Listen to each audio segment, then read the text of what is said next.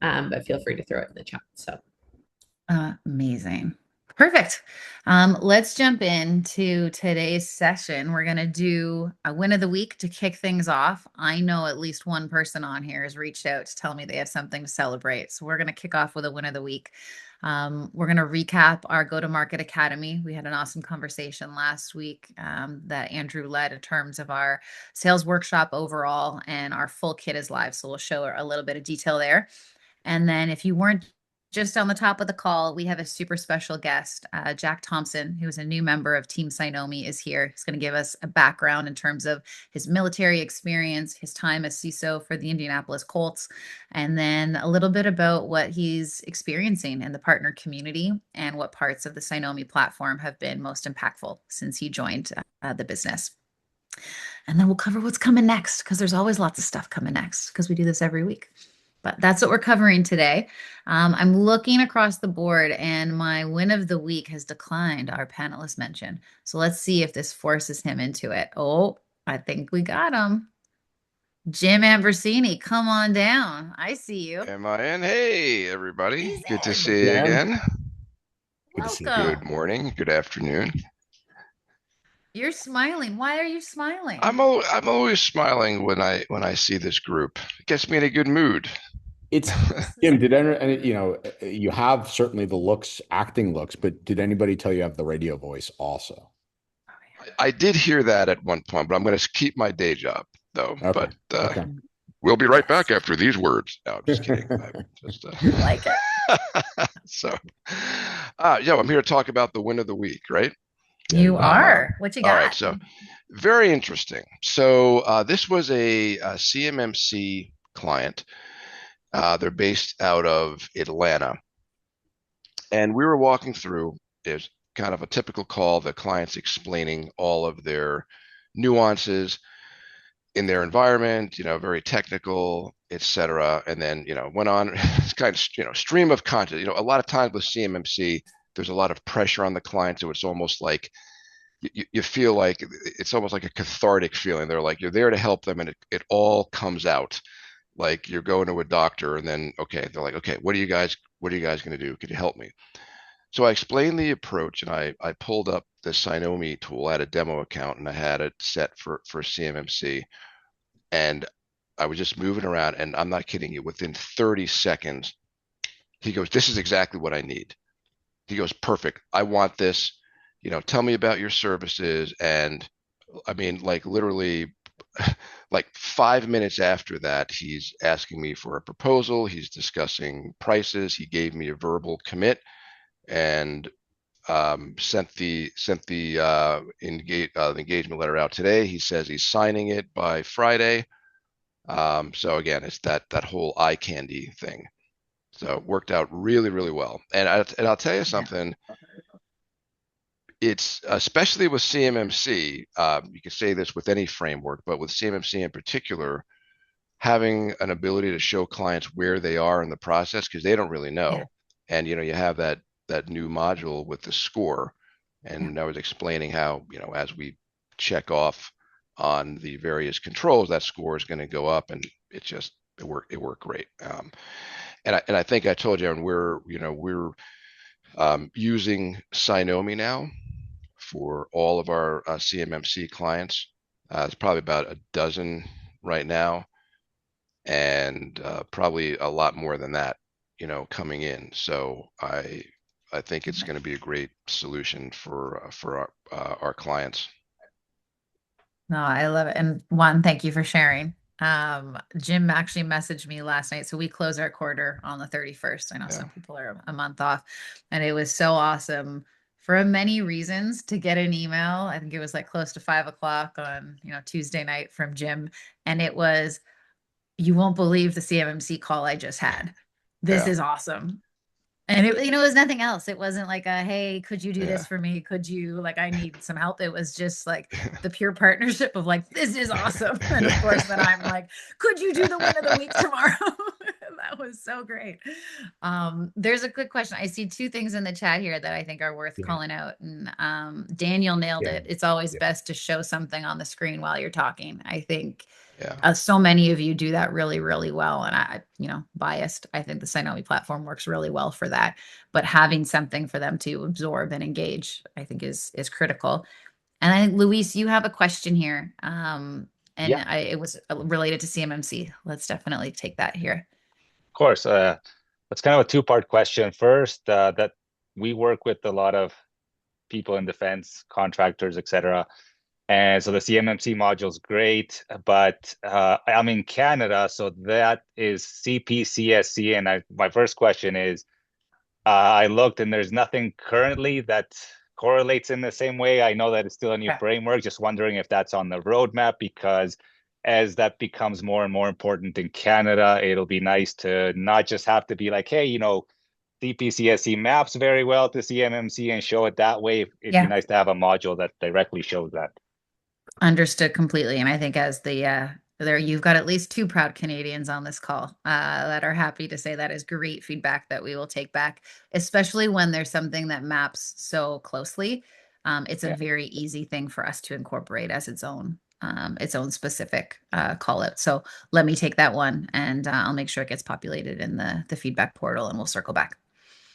Great. And the second part is it's around CMMC that we're also looking to provide, not only using the Cynomi platform, but an offering that you guide clients to CMMC, but if you want to support them as a managed service provider, you internally have to have a lot of those controls yourself. So just kind of putting it out there, would love to hear from the community if some people have done that, what that has looked like for them. Just any tips or tricks and advice on that side of things. I think, Jim, this would be a perfect one for I was like, you came to the right place, Luis. Yeah. So Luis, it's definitely something. So a lot of the challenge, as you know, those of us in this space, MSPs who were not built specifically for government level compliance face a lot of challenges, and a lot of those challenges are the tools that we use to access the customer environment, because it breaks the DFARS clause where you have to have FedRAMP moderate, which is a certain level of encryption and control. So long story short, I'll tell you just 30-second our journey. Like, it was kind of like pushing a rope, right? Because trying to change a 15-20-year-old MSP to become CMMC compliant was impossible. So we actually had to stand up, I'll call it an MSP within an MSP. So we built our own environment. In this case, we used Google Government Cloud. We put compliant tools in there. In this case, we're using NinjaOne instead of ConnectWise.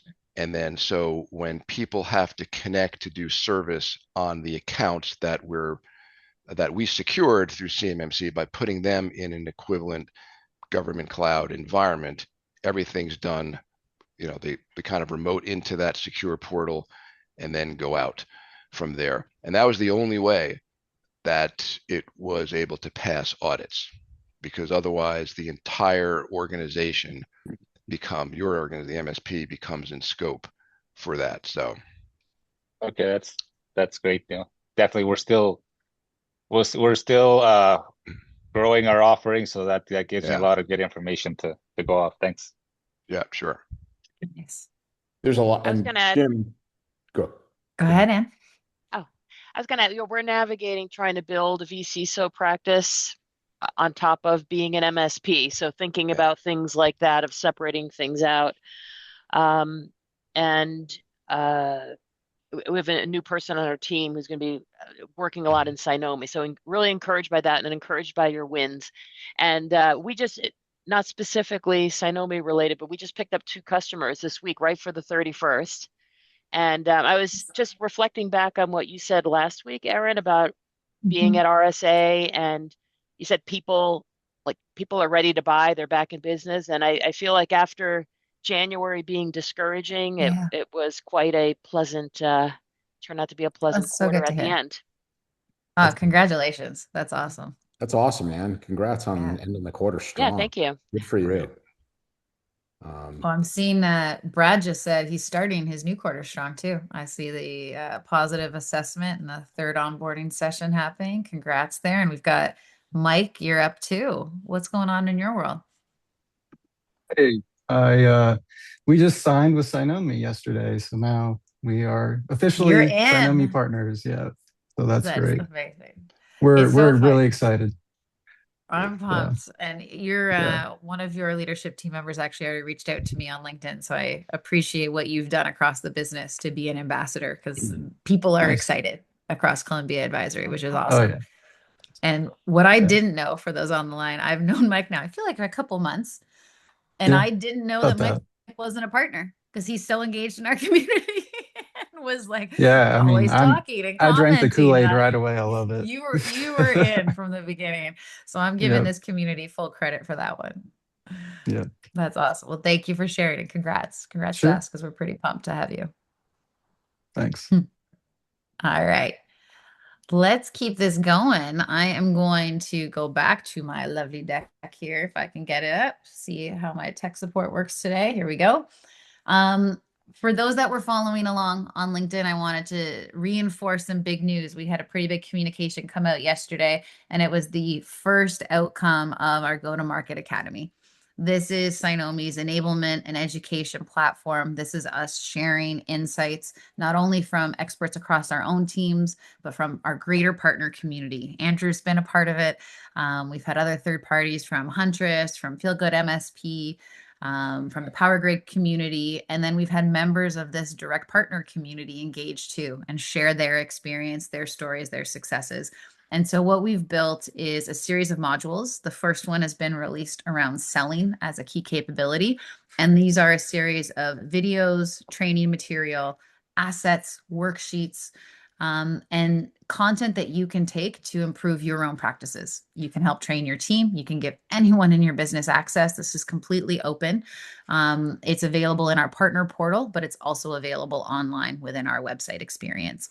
We held a webinar with Andrew specifically around selling and pushing business value versus technical outcomes. That's available live on demand now as well that you can check out. But this is the first of many pieces of content and modules that we'll be launching. Proving value, pricing and packaging, and marketing are the follow-ups that are going to come in pretty quick sequence now that this launch is live. So we're excited and we'll be continuing to promote this content and share it here. And I know Tim has put it in the chat as well in case anybody missed it.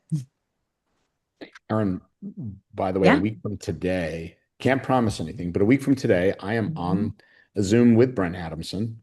He was our keynote last year, and I'm going to see what I can do to coerce him to come on That and would talk be about his new awesome. book, talk about, Challenger and what's Yeah. changed in the past, 10 to 15 years since the buying behavior. So maybe we can we'll see if I can coerce him. What we do on the cyber call, we did this with Ali Mellon. As I said, Ali, we'll buy That's a just bunch great. of books and give them out. So maybe we can. Well, I'll see what I can do to coerce him to come on. He's such an amazing human, by the way. So I'll keep you Perfect. updated on that. Perfect. All right. Well, let's pivot over here. We have a new team member that we wanted to introduce and put it on the hot seat a little bit, and that is Jack Thompson. Jack, we can start and ask you to introduce yourself to everyone in the community. I know you did it briefly last week, and then I'm going to pass it over to Andrew to ask you a few questions. Yeah, thanks, Aaron. If you guys weren't on the call last week, so I am the newest sales engineer for Cynomi, coming from effectively a purely practitioner background. I served in the military for 12 years doing military intelligence, worked for the NSA doing NSA mission sets and cyber warfare and cyber intelligence. And my most recent position, I was serving as the CISO for the Indianapolis Colts for the last 3.5 years, really kind of building their program from the ground up. And I was the fourth or fifth dedicated security professional across all clubs in the league. So really helping shape the security program and maturity of the NFL as a whole, as well as other clubs as, collaborative partners. Well, Jack, you screwed up everything for me. Those are the first two questions. So let me turn it, scratch. No, I'm kidding.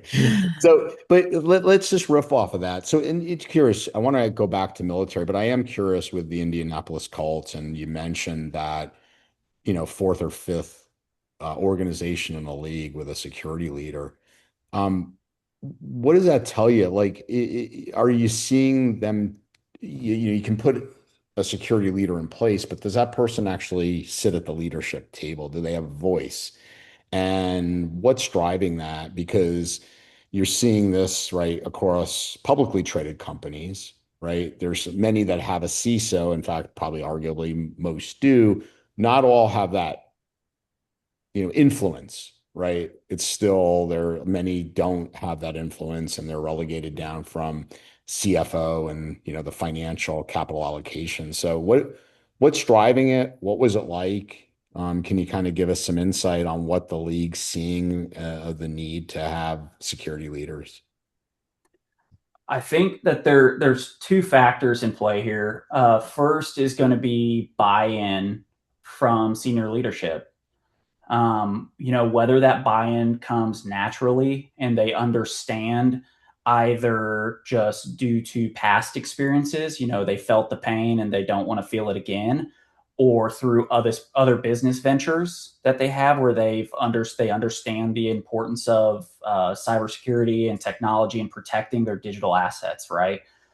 So that's one piece. And I think it's important to point out that every club operates completely separately as its own legal entity. So it is going to be based on their ownership group and their executive leadership, just like in any other company, right?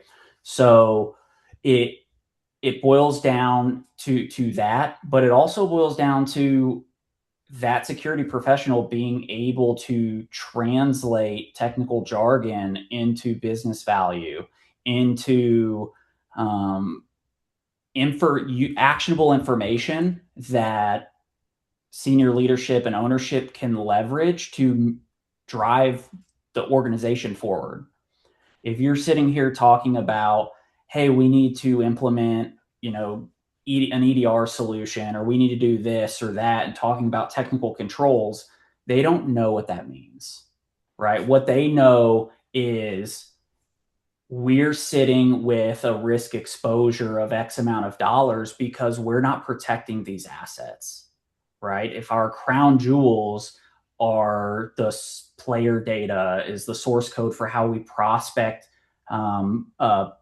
draft picks and potential players, what are we doing to mitigate and reduce the risk and negative financial impact that we may have if something catastrophic were to happen, right? Or there's a negative business impact. And it's being able to frame what we deal with every day in those business terms. And if you can't do that, you oftentimes don't get a seat at the table because nobody understands what you're saying.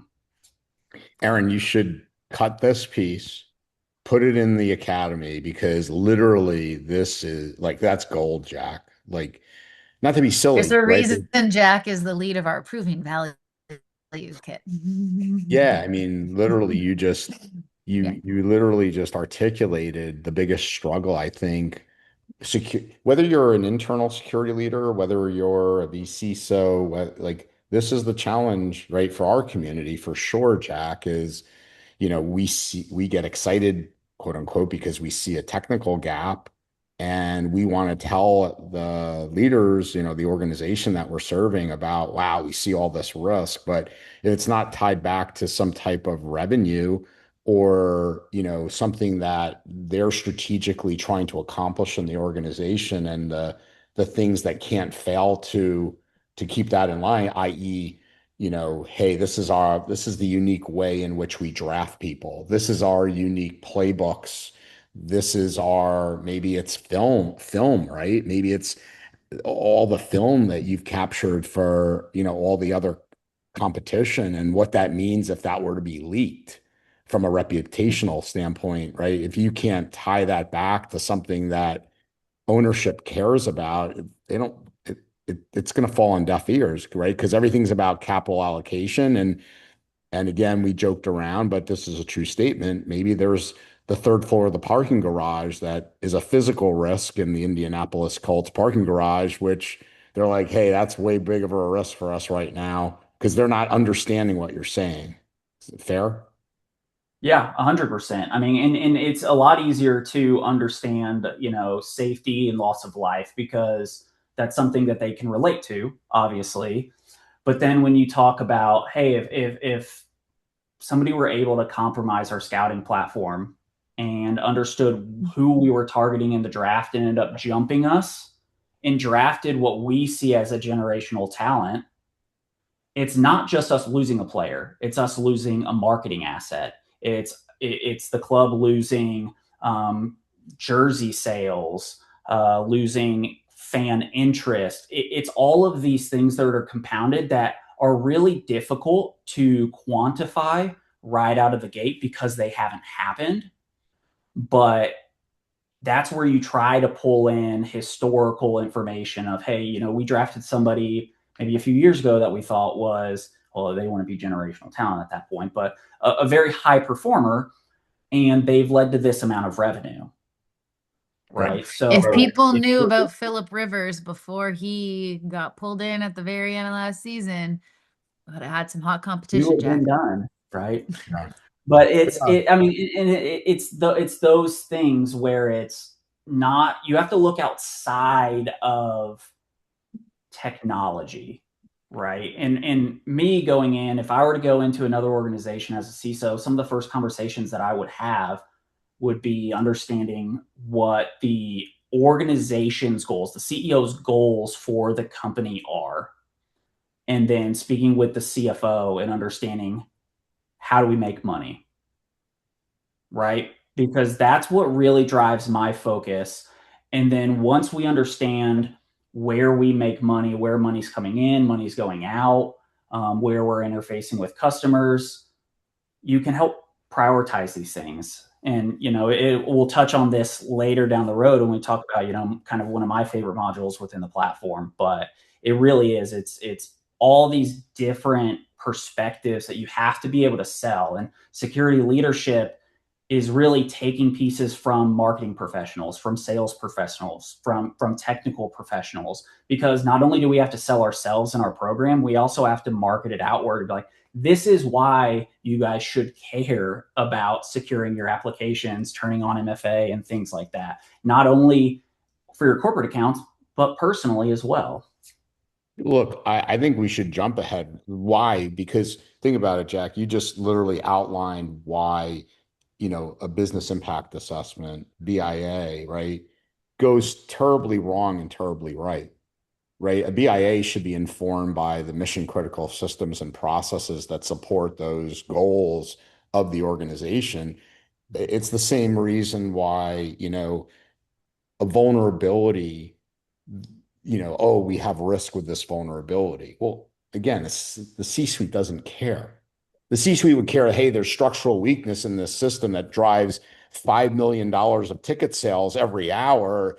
And if that were to get compromised because of this structural weakness that we have, now all of a sudden I got people's attention, right? So what you just said informs how you structure the BIA in the company, does it not? And what maybe kind of share that, because I think that's really important for the MSPs to hear. A BIA isn't just let's do a BIA and let's do a data flow diagram. It's let's put the resources and assets around, focus on what drives revenue in the business and what you care about.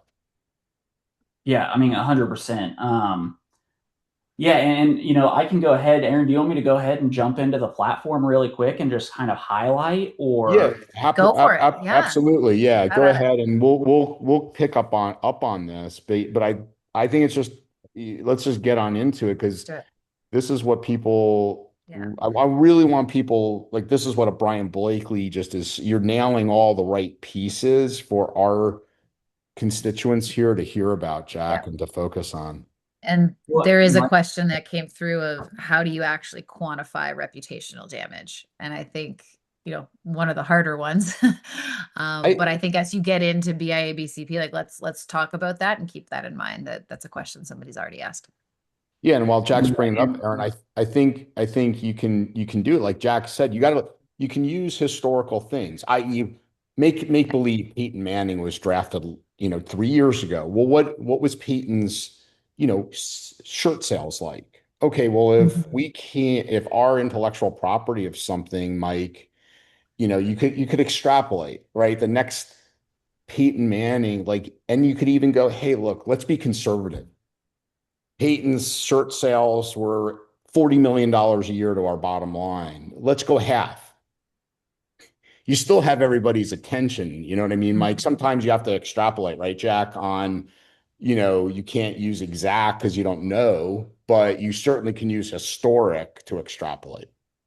That's 100%. Yeah, and that's going to be the easiest way to do it is pulling historical data from past experiences in your industry, or if you're in a very niche industry like sports and entertainment, it's very hard to find relevant case studies and examples to use. Not only because they don't happen as frequently, but when they do happen, it's not always public information, right? So there is some guesstimation, some guesswork that goes into it to reframe it into a certain industry, but largely historical information is going to be your best friend when you're trying to identify and quantify reputational damage from some of these. I mean, and it's not always what you might think. I mean, when the whole CrowdStrike incident happened, their stocks went down, but all of a sudden they bounced back, right? And they're exceeding what they were before. Like it's not always a killer of a company. It may have, it may be a speed bump on the way, but I would encourage anybody that's looking at reputational damage and quantifying it to dig into the facts, because that is one area, especially when you're talking about stock value and company value and things like that and potential impact.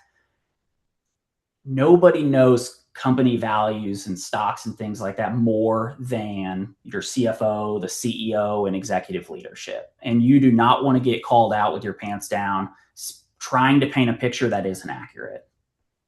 Really well said, Jack. And you can always look, historical. Last thing I'll say is if you look at an Okta, a CrowdStrike, whoever, you can look at, that immediate enterprise value hit. And again, go conservative.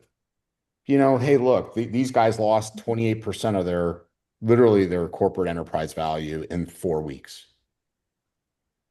Let's go with half. Let's go with a quarter. There's still big enough numbers to get people's eyebrows up. Trust me. So over to you, Jack.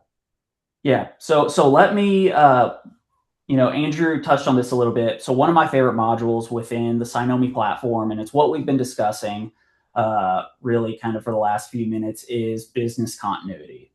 And hopefully you guys are all familiar with the dashboard at this point. This pane down here gives a high level understanding of your critical processes, as well as, the potential monthly, weekly, daily impact, financial risk exposure, loss exposure of what you're saying these processes would how they'd impact your organization. So if you're practicing business continuity with your customers, it needs to be grounded in business impact assessments, because if you're not grounding them and understanding what the impact of a process, a system, of an asset is to the business, then you're kind of throwing spaghetti at the wall and seeing what sticks, right? In many aspects, you may be spending $10 to solve a $5 problem, and without looking and really understanding how much, what the monthly impact loss would be, or what the financial impact would be of, say, what would happen if our manufacturing control production control process was down.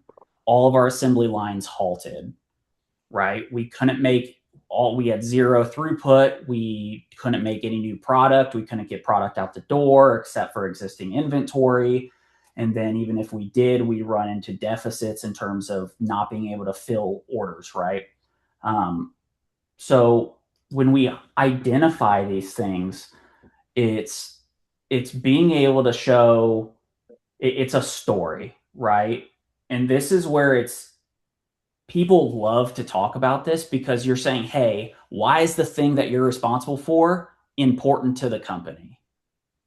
And instead of you telling them, this is why you should care and why we should protect all this stuff, it's what is it that you do that helps the company make money, that keeps the lights on, right?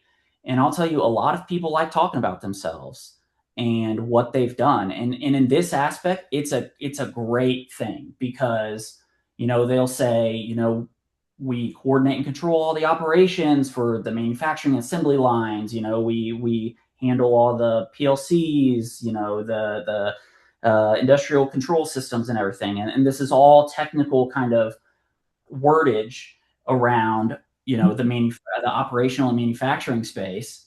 But, when we go in and we're adding a new process, it's what you're used to, right? It's we're doing some descriptions, we're being able to,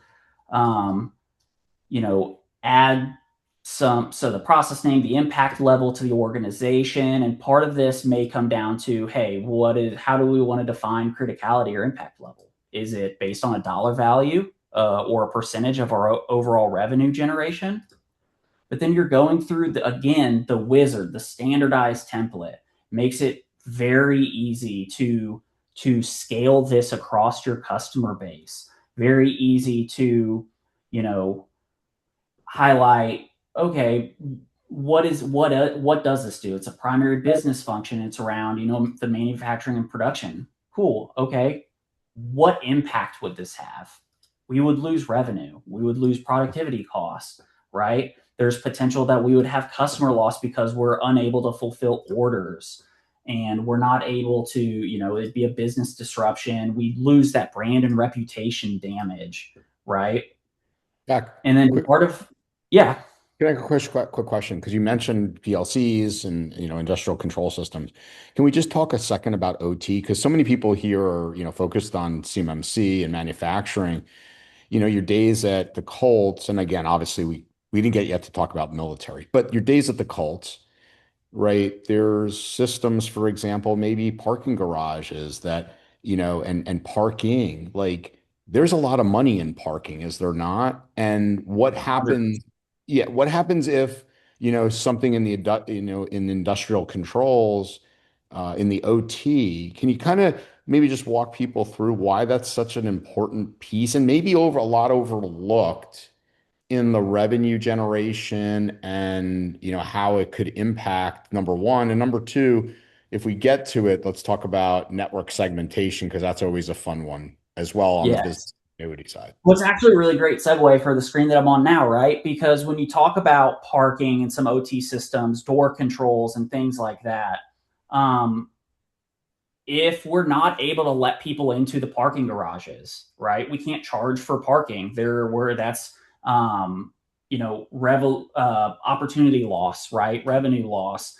And so we talk about how, that there's certain things that have to be functioning for us to be able to fulfill, our requirements for our customers, for our fans, whether it's, again, on the manufacturing side, whether it's parking, whether it's letting people into the game at all, or, being able, so Lucas Oil Stadium, where the Colts play, has a convertible top.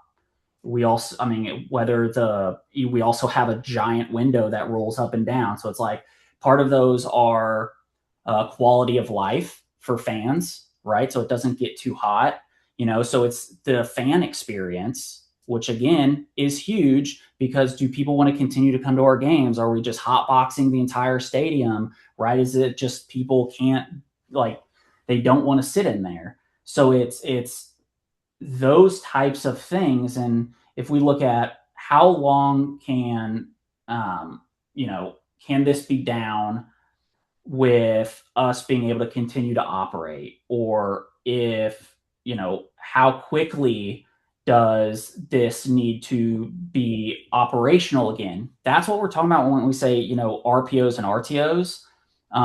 How much data loss is acceptable in terms of a time frame? How quickly do we need to get stuff back up and running? Right. And those are some of the things, like the questions that you're asking are questions that partners should be asking their clients, because it not only helps you better understand their business and what they're trying to accomplish and achieve, but it's the how that they're doing it. Let's ask Mike. Oh, go ahead. Go, Jack. Go ahead. Mike, so let's use the parking garage as an example, or do you have one in mind? Because it's sometimes that direct, but I want to hear it from you. When you're saying you're trying to gain evidence from the CFO, help us understand what you mean, and then maybe we can help you. I can illuminate a little bit. So we work with higher education clients mostly. Mm-hmm. So their biggest asset's going to be the student information system, because that's where all the information is. But then they also have other tools within the school. So they'll have, AI tools, they'll have cloud solutions for different departments. And there's so many systems that work together. It's really hard to determine like obviously the student information system is the most valuable, but of the other ones, like how do we quantify how much that system is worth? Like, for example, email or phone, like, is that a driver for sales as in students? Is email a big driver?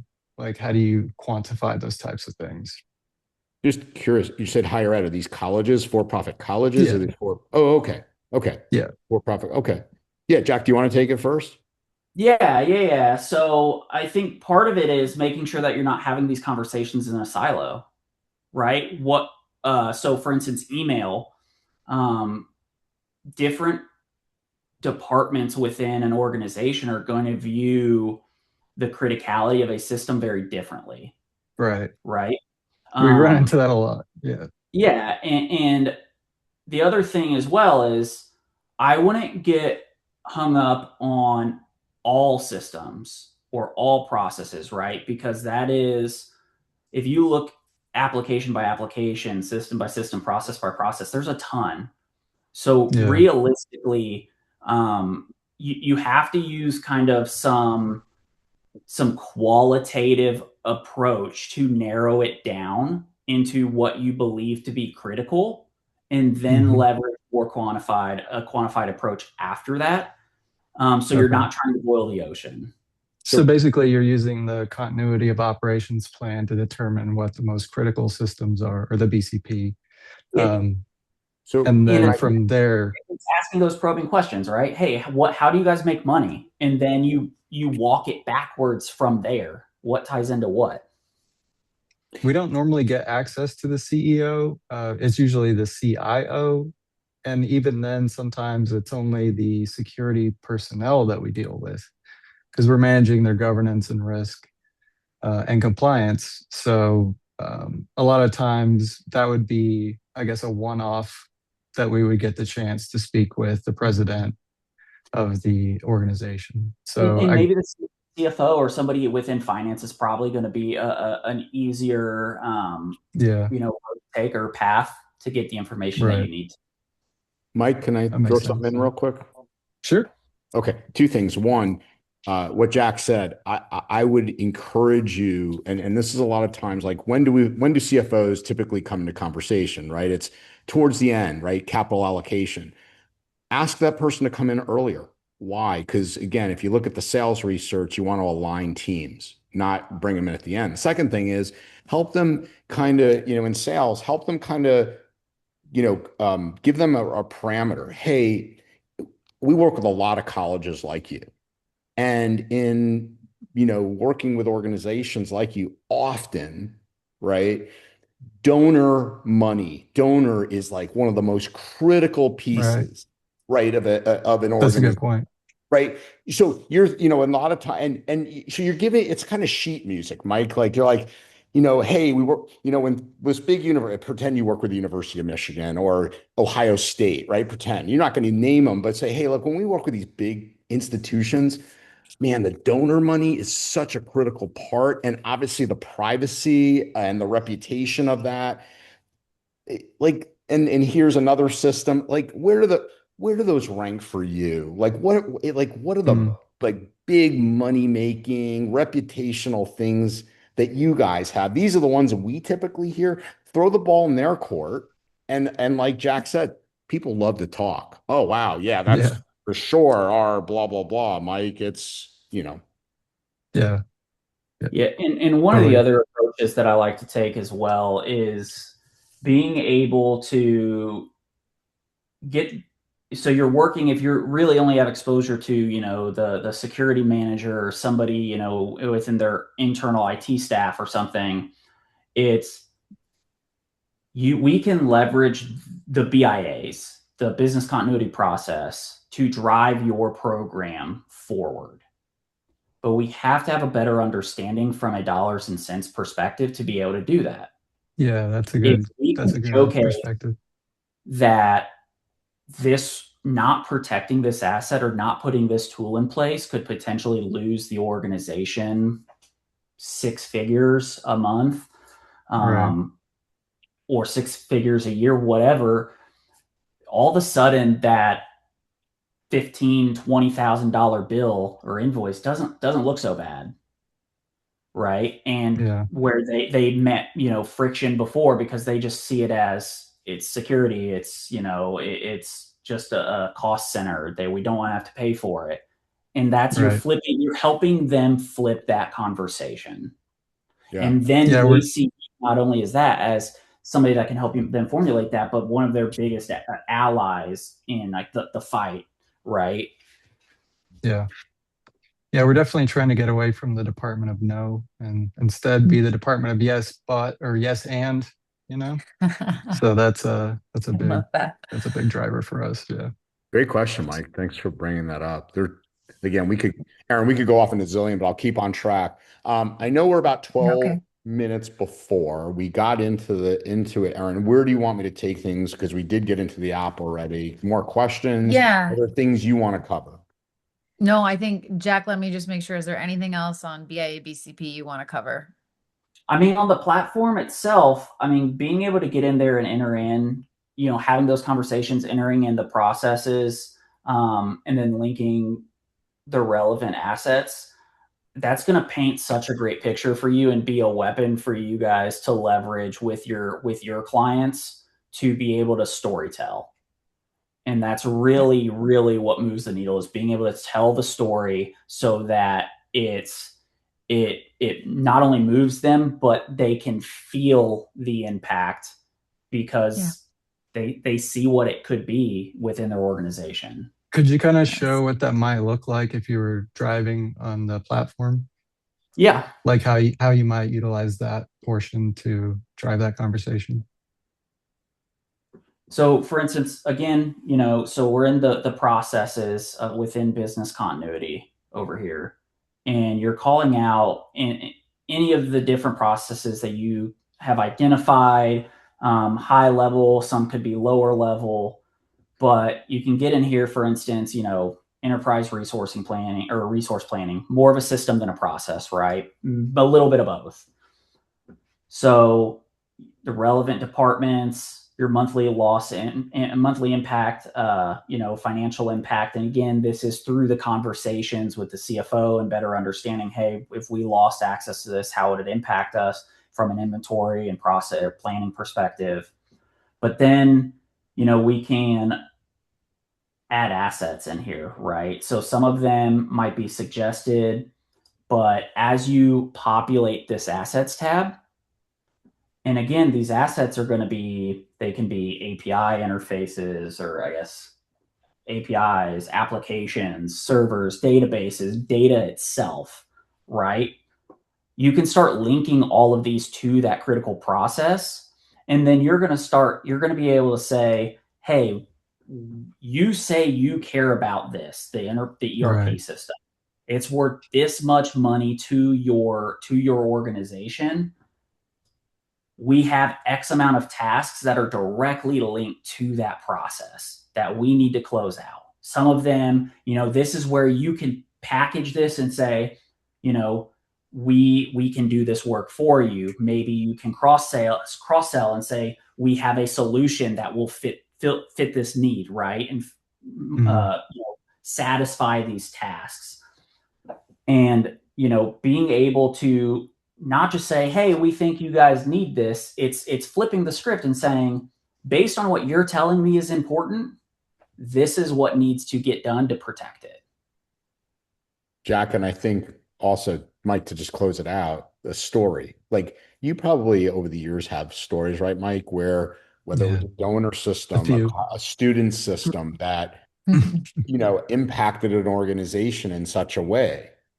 Right. And hey, this was the kind of impact. Like if yours was down for a day, 2-3 days a week, this is what it did to them. What kind of What do you think it did to you? Yeah. What is it? And is that a lot of money?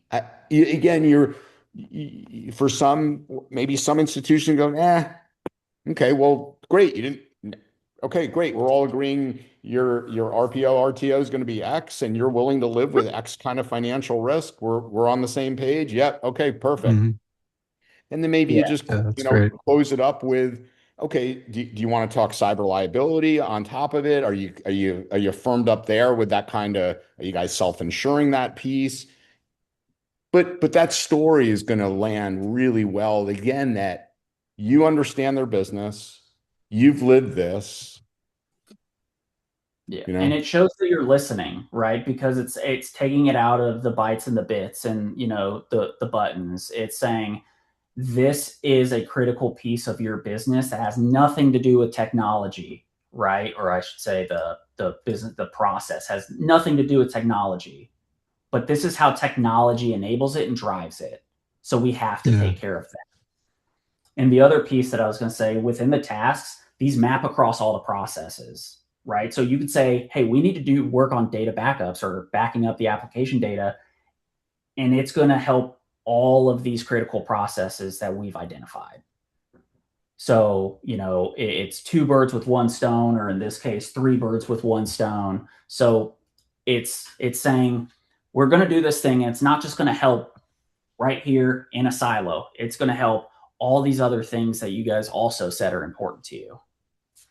Right.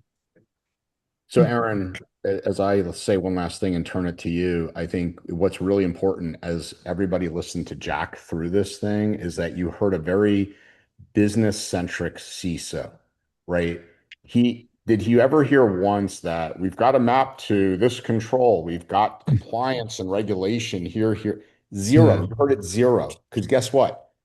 Again, remember, 800-171 did nothing to drive that compliance and the spending. Because guess what? Jim wouldn't have had this great story earlier. They would have said, Jim, we're ready to go. Can you get these C3PAO in here? We've been doing it for years, right?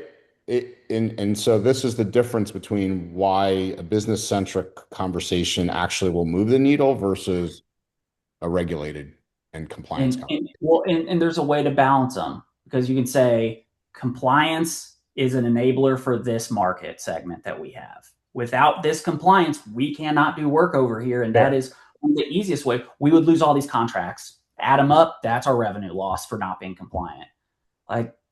So there is ways to tie compliancy with business process as well. Yeah. Which is CMMC in a nutshell, right, Jack? Yeah. Go ahead, Aaron. Over to you. Well, look, Jack, for every Wednesday for the foreseeable future, you're busy between 12 noon Eastern time and 1 p.m. We only covered 2 of the questions we had for you. We didn't need more. Love that. One of the things that please keep going. I would love to talk less and you just keep on going. One thing that I think this group could really benefit from and get your experience on is the trends and areas of the security space that you're most focused on? Like you sat in the seat, what's keeping you up at night? What's overhyped? What are the things that as a CISO you're mindful of and thinking about? And I think having that viewpoint from you would be really helpful. That was the one question I wanted to get to that we didn't. We can pause it and cover it next time because it might take a while, or if you want to leave us with a closing comment of your top area of focus. I'll leave you with a closing comment, maybe a teaser, who knows. I'll say shadow IT. And the reason I say that is there's been a huge push. Shadow IT is, kind of taken a step back in concerns, but with the proliferation of AI, generative AI, now all of a sudden, who's using what? What does your data security look like? What does your data loss prevention look like? How do you know that your IP and your sensitive internal data is not, or even your customer data is not flying out through a prompt? It's really driving a lot of concern because companies are having to shore up practices that historically have always been put on the back burner. Aaron, can we do a part 2 to that? Because I really think we need to unpack like the NPN credential hacks of Axios. Because Jack, that's a whole other area that's going on that people that are dabbling in AI aren't even thinking about the catastrophic things that can happen in their tooling. So, what are your thoughts, Aaron, the part 2 here? We will be back for a part 2, 100%. All right, yeah. Good.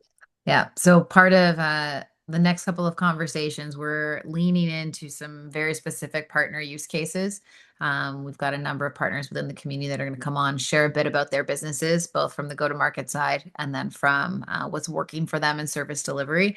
But Jack, you are not off the hook. You will be back, if not next week, the week after, because we've got a lot of great content coming. And we also have some important updates from a platform perspective, our public API and our AI agents, and some expanded capability there will be previewed in the coming weeks. So the next 2 weeks are pretty content packed. Get ready. Awesome. All right. Have a great week, everyone. For those that are celebrating, whether it's Passover, whether it's Easter, enjoy, get some time with family and friends, and let's kick off Q2 with a bang. Let's go after it. See y'all. Thank you. Sure. Bye. Thanks, everybody. Thanks.